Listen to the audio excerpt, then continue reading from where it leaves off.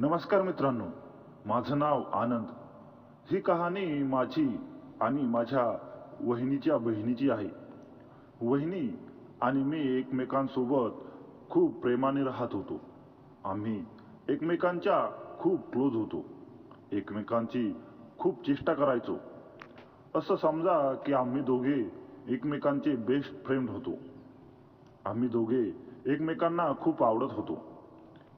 एक दिवस सकाळी उठून मी जेव्हा बाहेर आलो तेव्हा बाहेर कोणीतरी काम करताना दिसलं. पहाडच्या त्या गुलाबी उजेडात अंगणात वाकून काम करणारी एक देखणी मुलगी दिसली. तिचे लांब सडक काळेभोर केस पाठीवर झुलत होते आणि हातातल्या झाडूच्या प्रत्येक फटक्याबरोबर तिची चुडीदार चोळी अंगावर अधिकच उठून दिसत होती. माझं हृदय जोरात धडधडू लागलं. मी सरळ वहिनीकडे धाव घेतली. विचारलं, वहिनी, ही कोण आहे? ही अप्सरा का आपल्या अंगणात उतरली? वहिनी हसत हसत म्हणाली, अरे वेड्या, ही माझी छोटी बहीण सीमा आहे. कॉलेजला सुट्ट्या लागल्या म्हणून माझ्याकडे एन्जॉय करायला आली. हिला काय वाटतं, माझ्याकडे येऊन झोपाच करायची म्हणून उठून कामाला लावली. हे ऐकताच माझ्या चेहऱ्यावरचा हुरूप गळून पडला. वहिनीचे पती माझे दादा दुसऱ्या दिवशी 5-6 दिवसांच्या बाहेरगावी दौऱ्यावर जाणार होते. ही तर संधी होती. मी मनातल्या मनात विचार केला, पण आता वहिनीकडे तिची बहीण आल्यामुळे तर माझं सगळं प्लॅन फेल झालं. वहिनीने प्रेमाने विचारलं, चहा पितोस? मी उदासीन नजरेने म्हणालो, नको ग वहिनी, मूड नाही.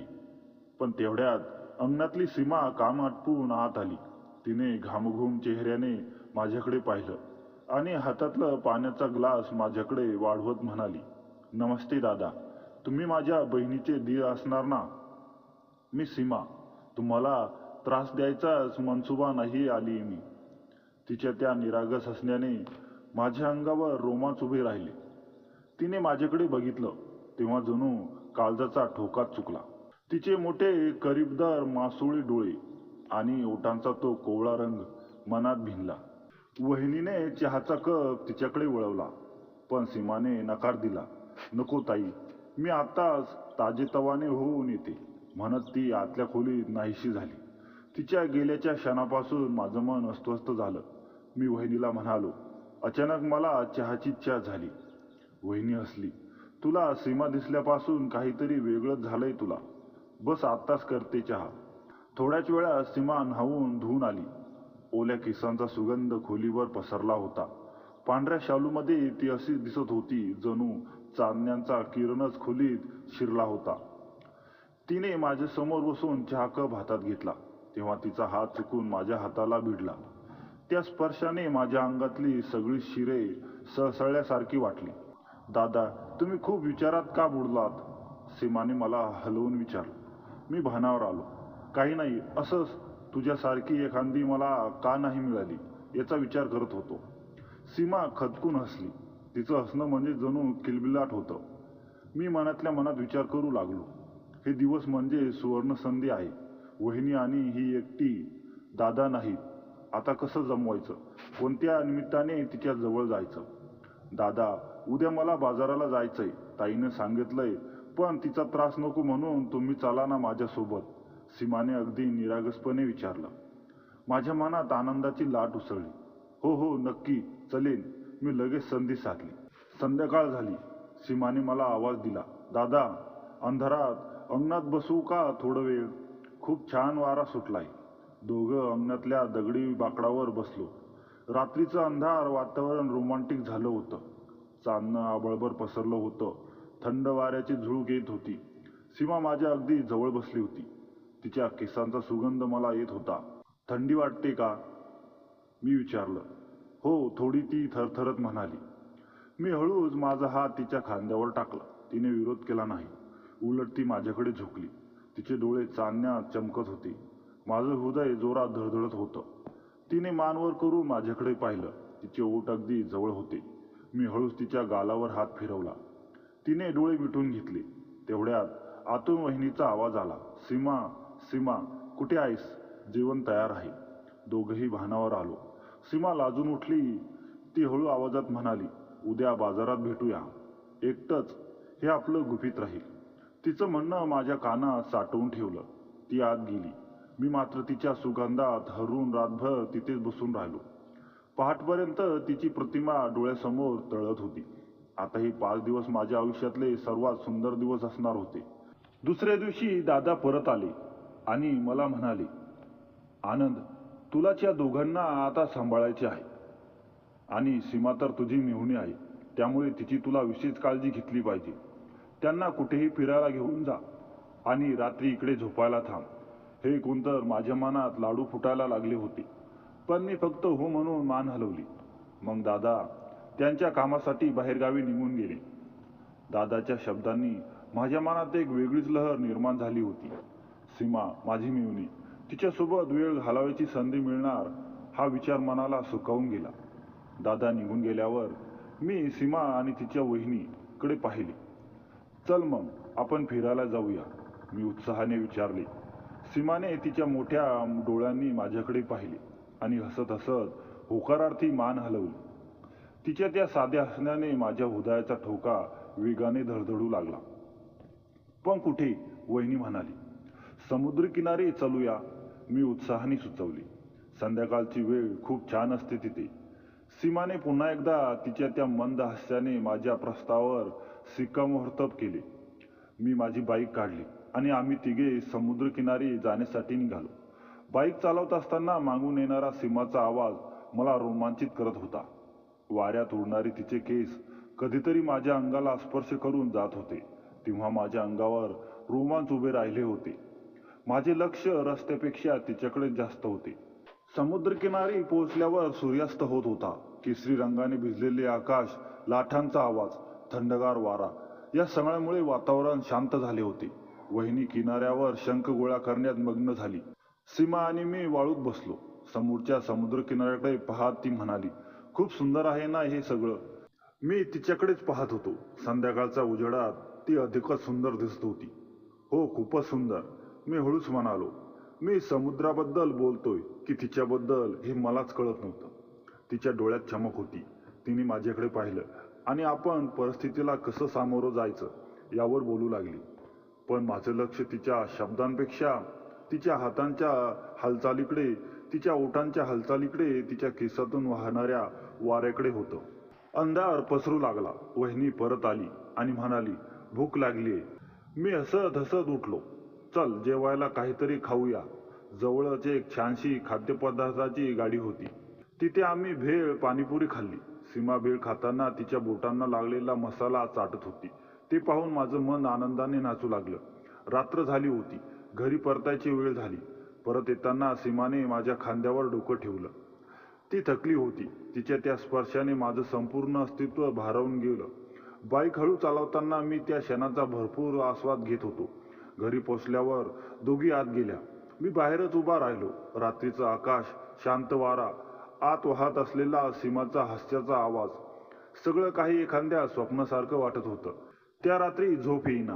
सीमाचे ते हसरे डोळे, तिचा आवाज, तिचा स्पर्श यांच्यात विचारात मी रातभर जागून काढली. दादाने दिलेली जबाबदारी माझ्यासाठी एक देणगीच ठरली होती. नंतर मी 2-3 दिवस वहिनीच्या घरी गेलोच नाही. 2 दिवसांनी मला वहिनीचा फोन आला की आनंद, तुझे दादा गेल्यापासून तू घरी येतच नाही. काय झालं? माझ्यावर नाराज आहेस का? मी नाराज आवाजात म्हणालो, काय नाही वहिनी, तुम्ही तुमच्या बहिणीला बोलवून घेतलं आहे, मग आता मी तुमच्याकडे कसा येऊ शकतो?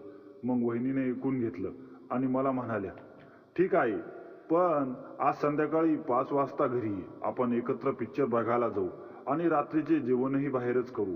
मी ठरल्याप्रमाणे संध्याकाळी 5 वाजता त्यांच्या घरी गेलो तर त्या दोघी अगोदरच तयार होऊन बसल्या होत्या. वहिनीची छोटी बहीण सीमा तर खूपच मादक दिसत होती. तिचं फिगर अगदी मन हेलावून टाकणारी होती. मी तर तिच्याकडे बघतच राहिलो होतो. मी म्हणालो, आज दोघेही खूप छान दिसत आहात. मी हे चेष्टाने म्हणालो, पण ते खरंच होतं. वहिनीची बहीण सीमा म्हणाली, आनंद, तुम्ही लग्न झालेल्या स्त्रियांसोबत असे फ्लर्ट करता? मी फक्त सीमाकडे बघत होतो. तिच्यावरून माझी नजर हटतच नव्हती. सीमा जीन्स आणि फिट टी शर्टमध्ये खूप सुंदर दिसत होती. तिचं फिगर अगदी परफेक्ट दिसत होती. त्यानंतर आम्ही तिघे फिरायला गेलो. सुट्टीचे दिवस असल्यामुळे आम्ही ट्रॅफिकमध्ये अडकलो होतो. आम्हाला उशीर झाला होता. आता पिक्चरही चालू झाला होता. गर्दीमध्ये माझा 1-2 वेळेस सीमाला धक्का लागला होता आणि अंधारातही खूप होता. मी त्या दोघींच्या मध्ये बसलो होतो. त्या दोघींच्या मध्ये बसल्यावर मला काय होत होतं ते मी तुम्हाला शब्दात सांगू शकत नाही. आता मध्ये बसल्यामुळे सीमाचा आणि माझा एकमेकांना खूप वेळा टच झाला होता. काही वेळ तर मी सीमाला मुद्दामहून टच करत होतो. आता पिक्चर संपला तेव्हा आम्ही डिनर करण्यासाठी एका हॉटेलमध्ये गेलो. आम्ही जेव्हा डिनर करत होतो तेव्हा सीमा म्हणाली, आनंद, तुम्हाला आजचा पिक्चर आवडला नाही का? मग मी चेष्टेने त्यांना एक टोमणा मारला. जर माझ्या दोन्ही बाजूला एवढ्या सुंदर अप्सरा बसल्या असतील तर माझं पिक्चर बघण्याकडे कसं लक्ष लागेल? बाय द वे, पिक्चर खूप छान होता, असं म्हणून मी विषय बदलायचा प्रयत्न केला. सीमा म्हणाली, तुम्ही खूप भारी शरारत करता. मी म्हणालो, मी तुमच्यासोबत अजून काही शरारत केलीच नाही, पण तुम्ही जर मला अशी शरारत करण्याची संधी दिली तर मी तुमच्यासोबत खूप मस्ती करू शकतो. हे ऐकल्यानंतर तिने एक छान स्माईल दिली. पण जेव्हा आम्ही डिनर करत होतो तेव्हा सीमाचा पाय माझ्या पायाला खूप वेळा लागला होता. तो क्षण अजूनही आठवतोय. तो प्रसंग, टेबलाखाली तिचा पाय चुकून का जाणीवपूर्वक माझ्या पायाला स्पर्श करत होता. पहिल्यांदा जेव्हा तिचा पाय माझ्या पायाला लागला तेव्हा मी गप्प बसलो. दुसऱ्यांदा लागला तेव्हा माझ्या हृदयाची गती वाढली. तिसऱ्यांदा, चौथ्यांदा मग मला जाणवलं हे योगायोग नाही, ती हेतुपुरस्पर करते. तिचे डोळे मात्र समोरच्या प्लेटवर खिळले होते. जणू काही झालंच नाही असं भासत होती. माझ्या मनात विचाराचं चक्र सुरू झालं. हे अजीब वाटत होतं, पण त्याचवेळी रोमांचही. मी तिच्याकडे बघितलं. ती निर्विकारपणे जेवत होती, पण तिच्या ओठांच्या कोपऱ्यात एक लपलेली हस्तरेषा होती. तिला माझी अस्वस्थता पाहून गंमत वाटत होती का, की हा तिचा खेळ होता? थोड्या वेळाने मला सीमाबद्दल वेगळंच वाटू लागलं. हे अजीब वाटणं आता हळूहळू आकर्षणात बदलत होतं. थोड्या वेळाने मला सीमाबद्दल वेगळंच वाटू लागलं. हे अजीब वाटणं आता हळूहळू आकर्षणात बदललं होतं. ती मला सपोर्ट करते असं वाटू लागलं. तिच्या पायाचा तो स्पर्श मला सांगत होता, मी इथे आहे, तुझ्या जवळ आहे. तिच्या डोळ्यातलं ते गूढ, तिच्या ओठांवरचं ते मंद हास्य आणि टेबलाखाली चाललेला हा शब्दविनाचा संवाद, या सगळ्यांनी मी भारावून गेलो. माझ्यातली हिंमत वाढत गेली. मी माझा उजवा पाय हलवला. हळूहळू सावकाश माझा पाय तिच्या पायाच्या दिशेने सरकवला. 1 क्षण, 2 क्षण माझा पाय तिच्या पायाला भिडला. तिने माझ्याकडे पाहिलं. ते क्षणभरासाठी नजरानजर अब्जावधी भावना व्यक्त करत होतं. आश्चर्य, हो, स्वीकार, हो, आणि त्यात होती एक वेगळीच चमक, एक ओलसर झगमग. मी माझा पाय तिच्या पायावर हलकेच ठेवला. तिचा पाय मऊ उबदार होता. तिने काहीच बोलून दाखवलं नाही. ती शांतपणे पुढे बघून जेवण करू लागली, पण तिच्या पायातला ताण सैल झाला होता. तिने माझा पाय चिरडला नाही, मागे घेतला नाही. ती माझा स्पर्श स्वीकारत होती. तिच्या त्या शांत स्वीकाराने माझ्या मनात अजून हिंमत आली. मी माझा पाय तिच्या पायावर दाबून ठेवला. तिच्या पायाची ऊब माझ्या पायातून थेट हृदयापर्यंत पोचत होती. आता मला फक्त तो स्पर्श जाणवत होता. समोरचं जेवण, आजूबाजूचा गोंगाटा, सगळं काही बाजूला सावरून फक्त तो स्पर्श माझ्या अस्तित्वाचा केंद्रबिंदू बनला होता. वहिनींनी काहीतरी बोलत होत्या, पण त्यांचे शब्द माझ्या कानापर्यंत पोहोचत नव्हते. माझं सगळं लक्ष टेबलाखाली होतं. सीमाचा पाय आणि माझा पाय यांच्यातला तो अबोल संवाद चालू होता. ती वरून जेवत होती, पण तिच्या पायातली हालचाल मला सांगत होती की तीही या क्षणाचा पुरेपूर आस्वाद घेत होती. तिने अचानक तिचा पाय हलवला. माझं हृदय थांबल्यासारखं झालं. कदाचित तिला वाईट वाटलं असेल, पण नाही. तिने फक्त आपला पाय अधिक चांगल्या स्थितीत ठेवला, माझ्या पायाशी अधिक जवळीक साधण्यासाठी. आता तिचा पाय माझ्या पायावर दाबला होता. तिच्या पायाची बोटं माझ्या पायाशी खेळत होती, हलकेच दाब देत होती, गोलाकार हालचाल करत होती. मी तिच्याकडे पाहिलं. तिने माझ्याकडे पाहिलं नाही, पण तिच्या गालावरची लाली, तिच्या मानेचा थरथराट, तिच्या हाताचा हलका कंप सगळं काही सांगत होतं. तीही माझ्या इतकीच भारावून गेली होती. तिचे श्वास वेगाने चालू होते. तिची छाती वर खाली होत होती. तिच्या डोळ्यात एक स्वप्नील भावना होती. टेबलाखालचा हा खेळ जणू काही आमच्या भावनांचा नृत्य होता. एकमेकांच्या स्पर्शातून, एकमेकांच्या पायाच्या हालचालीतून आम्ही कितीतरी गोष्टी बोलून जात होतो. तुझ्यासाठी आहे, तू माझ्यासाठी आहेस. आपण या क्षणाचा आनंद घेऊया. या सगळ्या गोष्टींचा एका स्पर्शातून, एका दाबातून, एक हालचालीतून व्यक्त होत होत्या. त्या रात्रीचं जेवण संपलं, पण आमच्यातला तो संवाद संपला नव्हता. तो आता आमच्या डोळ्यातून, आमच्या हसण्यातून, आमच्या अबोल क्षणातून चालू होता. वहिनींना काहीच कल्पना नव्हती की त्यांच्या समोर आम्ही एक वेगळंच विश्व निर्माण केलं होतं. एक असं विश्व जिथे फक्त आम्ही दोघं होतो, आमच्या भावना होत्या आणि होता तो अबोल पण अर्थपूर्ण संवाद. थोड्या वेळाने सीमा जेव्हा वॉशरूमकडे जायला निघाली तेव्हा तिने माझ्याकडे खट्याळ नजरेने बघितलं आणि वॉशरूमकडे निघून गेली. मग मी तिकडे बघितलं आणि तिच्या पाठोपाठ वॉशरूमकडे गेलो. तिने मला बघून विचारलं, तुम्ही बाहेर का करत होता माझ्यासोबत? आणि तुम्ही जे करत होता ते दीदीने पाहिलं असतं तर? मी तिच्याकडे गेलो. माझा आवाज गहिरून आला. मी म्हणालो, सॉरी, फक्त एक शब्द, पण त्या माफीपेक्षा ही प्रेम अधिक होतं. ती थोडीशी वळली, पण थेट माझ्याकडे न बघता हात धुवायला लागली. तिच्या नजरेत एक चमक होती. तिची ही नाजूक रुसवेगार अवस्था पाहून माझे मन भरून आले. मी ही संधी साधवत हळूच तिच्या मागे जाऊन तिला 2 हातांनी कवेत घेतले. तिच्या केसांतून येणारा मंद सुगंध माझ्या नाकात शिरला. तिच्या अंगाची ऊब माझ्या अंगात भिनली. सीमा तशीच थबकली. तिने माझ्या मिठीतून सुटण्याचा प्रयत्न केला नाही. ती हळूच म्हणाली, तुम्ही हे काय करत आहात? तुम्हाला जरा तरी लाज वाटते का? तिच्या आवाजात राग नव्हता, तर एक वेगळीच लकीर होती. मी तिला आणखी जवळ ओढत तिच्या कानाशी जाऊन हळूच म्हणालो, सीमा, तुझ्यासोबत असताना लाज कुठे राहते? तुझ्यात तर मी माझे संपूर्ण भान हरून बसलो आहे. माझा श्वास तिच्या गालावर पडला. माझे शब्द ऐकून तिने मान वन करून माझ्याकडे पाहिलं. तिचे डोळे माझ्याशी काहीतरी बोलत होते. तिच्या डोळ्यात पाणी होते का, की फक्त प्रेम? तिने विचारले, असं का पाहिलं तुम्ही माझ्यामध्ये, जे की मी तुम्ही सगळं विसरला आहात? तिचा हा प्रश्न होता, पण तो शब्दापलीकडचा होता. मी तिच्याकडे पाहत राहिलो. माझी नजर तिच्या ओल्या केसांपासून दूर झाली. मी तिच्या डोळ्यात डोकावले. ते खोल, गूढ आणि प्रेमळ होते. माझी नजर हळूच तिच्या कानावर, नाकावर फिरली. तिचे ओठ किंचित उघडले होते, जणू काही मला साथ घालत होते. माझी नजर खाली सरकली. तिच्या गळ्यातील बारीक साखळी. मी तिच्यातील प्रत्येक रेषा, प्रत्येक वळण डोळ्यात साठवत होतो. ही नजर केवळ शारीरिक नव्हती, तर ती तिच्या अस्तित्वाला सादर करणारी होती. तेवढ्यात वहिनीचा आवाज आला, तुम्ही दोघे इथे वॉशरूममध्ये काय करत आहात? सीमा भेदरली. लाजेने तिचा चेहरा तांबडा झाला. तिने लगेच माझ्यापासून अंतर घेतले. मी सावरत स्मित हास्य करत म्हणालो, काही नाही वहिनी, हात धुण्यासाठी आलो होतो आणि सीमाला एक स्वप्न दाखवत होतो. वहिनी काहीशी हसत हसत म्हणाल्या, बरं बरं, पण आता बाहेर या आणि स्वप्न दाखवायचं असेल तर योग्य जागा पहा. एवढी बोलून त्या निघून गेल्या. वातावरणात एक वेगळीच गोडी पसरली होती. सीमा हात धुत होती, पण तिचे डोळे आरशात मलाच पाहत होती. तिच्या ओठांवर हलकेसे स्मित होते. मी पाणी सोडत असल्याचे नाटक करत आरशात तिच्याकडे पाहत होतो. आरशात आमची नजर झाली. तिने लाजून डोळे खाली केले. मी हलकेच तिच्या हाताला स्पर्श केला पाण्याखाली.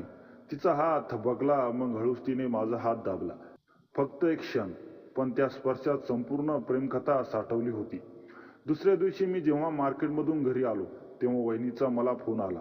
ती मला घरी बोलवत होती, कारण तिचं माझ्याकडे काहीतरी अर्जंट काम होतं.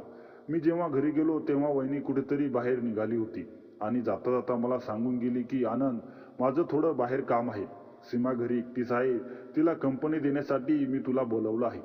तू सीमाची काळजी घे. मी फक्त हो म्हणून मान हलवली. सीमाने टी शर्ट आणि गुडघ्यावर असलेली शॉर्ट घातली होती.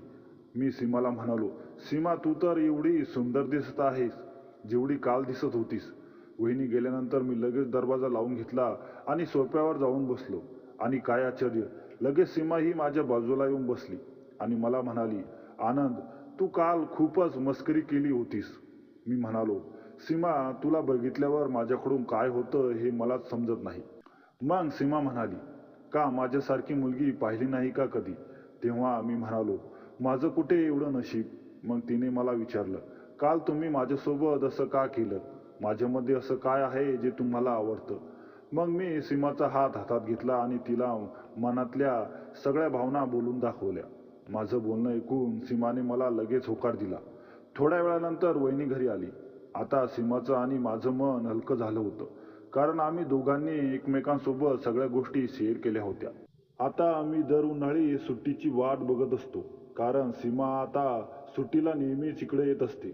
आणि आनंदाची गोष्ट म्हणजे आम्हाला आता लग्नाच्या बंधनात अडकण्याचा निर्णय वहिनीने घेतला आहे. त्यामुळे आता आमचं लवकरात लवकर लग्नही होईल. तर मित्रांनो, मी जो निर्णय घेतला तो योग्य घेतला की अयोग्य, कमेंट करून नक्की सांगा. आणि कथा आवडल्यास लाईक, शेअर आणि चॅनलवर नवीन असाल तर सबस्क्राईब करायला विसरू नका. धन्यवाद.